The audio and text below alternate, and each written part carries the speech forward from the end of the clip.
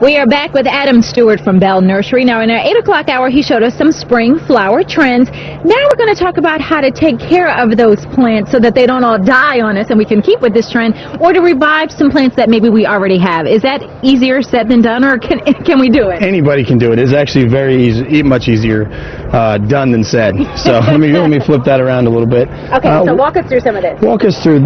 This is a New Guinea impatient. It's a shade-loving plant, and I like to say plants will talk to you. Okay. When they need water, they're going to talk to you. This will do well all through the summer heat.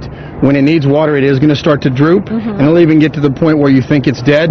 Okay. Overwater it. Just water it till it's so heavy you can't pick it up, and you'll see it spring back by the end of the day. Okay, so that's good with that one, the overwatering. Some plants don't do so well with overwatering, do they? No, they don't, and they'll also talk to you. When you see leaves start to yellow and fall off on the bottom, when you see the tips start to turn black, yeah, you're overwatering your plants. Okay. So where the drooping and the wilting of the blooms is the underwatering, the blackening of the tips, the rotty smell of the soil, and the yellowing of the bottom leaves is kind of your indicator that you're overwatering the plants. Okay, so what are some of the other hardy outdoor plants that are survived this summer?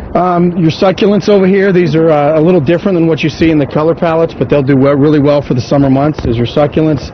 The dahlias, anything in the mixed container, it's really about the watering because you're in a controlled environment. Okay. And then as we move through here, these bluish purple plants. Right here, these? Yep.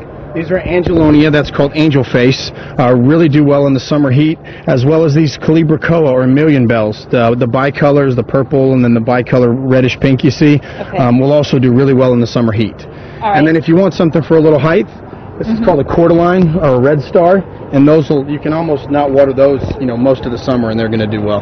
Well, well, I guess it depends on the rainfall outside, I was going to say, because can you let Mother Nature take care of it, but maybe not. Is don't ever trust the rain. When you think it's enough rain, that's when your plants start to go downhill. So, pay attention to the rain. If it's a nice 4-inch down flood like we've had the last couple weeks, maybe so. But when it's that misting morning rain, it's not going to be enough. It's never going to penetrate the soil. All right, let's go back to looking at some of the flowers down here, because these over here look very, a little more delicate. Are they going to be harder to care for, or not? Some are, some not. With the mixed containers, again, the work's been done for you.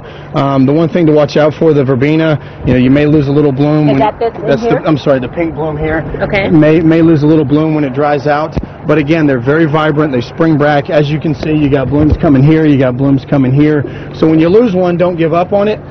Most of these plants are going to regenerate very, very quickly. And what about these? What do you do to care for these? Because these are the ones that look like those are kind of delicate. They are, but that's a perennial. They're going to come back every year, so they're going to go through their bloom cycle a little different than the annuals. They're not going to keep the color all year. Okay. They'll bloom for another 3 or 4 weeks, then they're done. You cut them back, and then they'll do their thing again next year. All right, and it's still prime planting season? Right now is the best. This is going into Mother's Day week. This is the time to do it. All right. You should get out there and do it for your mom then if you're a good kid.